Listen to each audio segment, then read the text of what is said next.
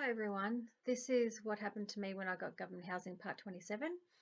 And what I wanted to do this week was to tell you my story in the same way that I normally do, which is using pictures and evidence and videos of what happened to me. But I wasn't able to do that this week because there's been another spanner thrown in the works. In the last couple of weeks, I told you that I had to take a detour from my normal story because I'd been having problems with the Department of Housing, who were accusing me of dumping rubbish on the nature strip of this block, blaming me for rubbish that was there and threatening to charge me for it. So, what happened is that apart from telling you guys about it, I also made a complaint against the person who was making those accusations because they failed to provide me with evidence of their accusations. And I requested that they provide me with evidence when I spoke to them on the phone. And I also emailed them to request that they provided me with evidence. And that, dealing with them and dealing with the follow up emails with them and then having to complain about them, has taken up a lot of my time. Also, when I made a complaint against them, I specifically stipulated that I wanted them to contact me by email, and they didn't do that again. They rang me, and I don't know why these people won't contact me by email. I find it suspicious. Like, if it happened a few times, it would be rude or it would be weird, but the way these people go about it, it's just plain suspicious. I can't see any reason for it.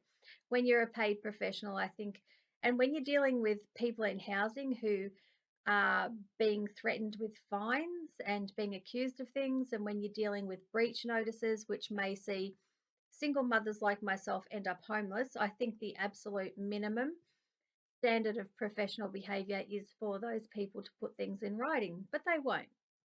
Even when I make complaints, and even when I'm polite, and even when I spell out everything that that I'd like to know, they still won't do it, and that's exhausting. But anyway, and on top of that, so today's Sunday, but in Australia it's Sunday. It's the 16th of October 2022. But the other thing is that this week I got a knock on the door from the police. So, on top of the people from the Department of Housing and the manager of the Department of Housing ringing me instead of responding me by email, I also got a knock on the door from the police. But that wasn't because of rubbish.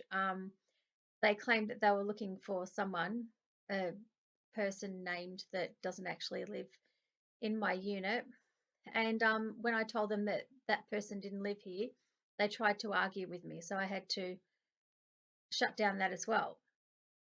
And this is basically what was happening to me during the period of time when the respondent was stalking me as well.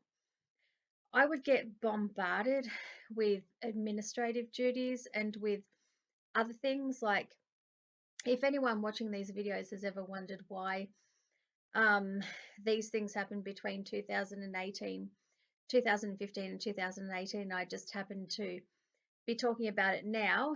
It's because I had so much to do. I mean, every time I tried to help myself, or every time I tried to, you know, defend myself or get anywhere with any of what was happening to me, something like this would happen. It would just be like public servant after public servant, and not contacting me, but actually coming to my front door, ringing me, phone call after phone call, and knocking on my front door. And I'm not saying that the police knocking on my door was to do with the rubbish, because I can't prove that, but I'm just saying that that is exactly what was happening to me during 2015 and 2018 with various public servants. And I'll talk about that when I finally get back to my story.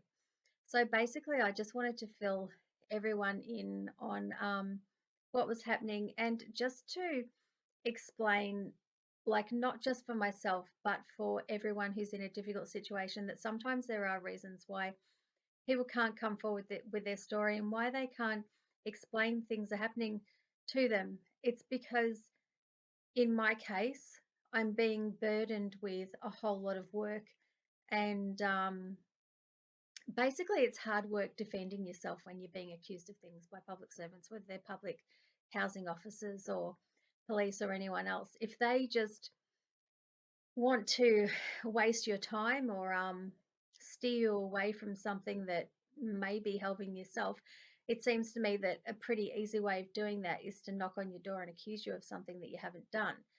And then that means that the attention goes away from what you want to do and what would help you into defending yourself from this new and ridiculous allegation. That's what's happening to me, and I'm sick of it. Um, so I don't know like what to do in respect to that. I don't know when I'll make another video continuing to tell my story, but I just think that people should be aware of it, and I'm really grateful for everyone that's been watching my videos so far. And I just wanted to make this one just to let everyone know what was going on.